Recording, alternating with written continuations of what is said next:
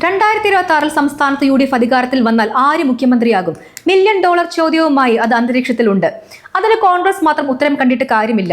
UDF-ലെ ഘടക കക്ഷികൾക്ക് കൂടി സ്വീകാര്യനായ വ്യക്തിയായിരിക്കണം മുഖ്യമന്ത്രി പദവിയിൽ എത്തേണ്ടത്. ഈ കാര്യത്തിൽ മുസ്ലിം ലീഗിന് അതിനിർണായക റോളുണ്ട്.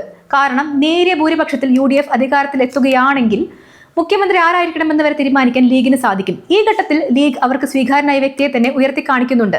പാണക്കാട് നിന്ന് ഇത് സംബന്ധിച്ച പ്രഖ്യാപനം വന്നിരിക്കുകയാണ്. കേരളത്തിൽ 2026-ൽ UDF-നെ KC വേണുഗോപാൽ തന്നെ നയിക്കണമെന്നാണ് പാണക്കാട് നിന്ന് പ്രഖ്യാപിക്കുന്നത്. പാർട്ടിയെയും മുന്നണിയെയും നേരാവണ്ണം നയിക്കാനും സമചിത്തതയോടെയും സമഭാവനയോടെയും മുന്നോട്ട് നയിക്കാനും കഴിയുന്നവർ ഇല്ല എന്നുള്ളത് UDF-നെ ബാധിക്കും. എടുത്തുചാട്ടവും പിടിവാശിയും അവസാനിച്ച് പ്രവർത്തകരെ ചേർത്ത് നിർത്താനും ആവേശം നൽകാനും കഴിയണം. അതുപോലെ തന്നെ ഭരിക്കുന്നവരുടെ കഴിവുകേടുകൾ അക്ഷരം പ്രതി തുറന്നു കാട്ടണം.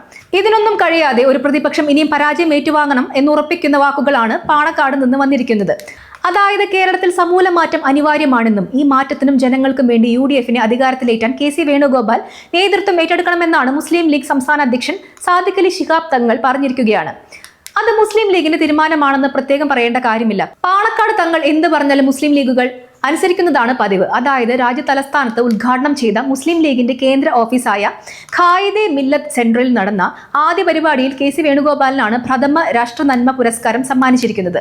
പുതിയതായി തുറക്കുന്ന ഓഫീസിൽ നിന്ന് തന്നെ പുതിയ പ്രഖ്യാപനവുമായി ഇതിനെ കാണുമ്പോൾ അതിന് വ്യക്തമായ സൂചനകളുണ്ട്. ഇപ്പോഴത്തെ പ്രതിപക്ഷ നേതാവ് VD സതീഷിന്റെ മുൻപ് പരാജയപ്പെട്ട രമേശ് ചെന്നിത്തലയുടെയും പ്രവർത്തനങ്ങളിൽ മുസ്ലിം ലീഗ് തൃപ്തരല്ല എന്നുള്ളതിന്റെ വ്യക്തമായ മുന്നറിയിപ്പ് കൂടിയാണ് നൽകിയിരിക്കുന്നത്. ജനാധിപത്യത്തിനും ബഹുസ്വരതയ്ക്കും വേണ്ടി പ്രവർത്തിക്കുന്ന നേതാവായതിനാലാണ് KC വേണുഗോപാലിനെ പുരസ്കാരത്തിനായി തെരഞ്ഞെടുത്തതെന്ന് മുസ്ലിം ലീഗ് അടിവരയിട്ട് പറഞ്ഞിരിക്കുന്നുണ്ട്. തന്നെ മതേതര സാങ്കല്പങ്ങൾക്ക് ജീവനും തേജസ് നൽകുന്ന രാഹുൽ ഗാന്ധിയോടൊപ്പം തന്നെ തേര് തെളിയിക്കുന്ന നേതാവാണ് KC വേണുഗോപാൽ എന്ന് പറയുന്ന ലീഗ് മുഖ്യമന്ത്രി കസേരയിലേക്ക് കണ്ണുവെക്കരുതെന്ന് സതീശനും ചെന്നിത്തലയ്ക്കും മുന്നറിയിപ്പ് കൂടി നൽകുന്നുണ്ട്.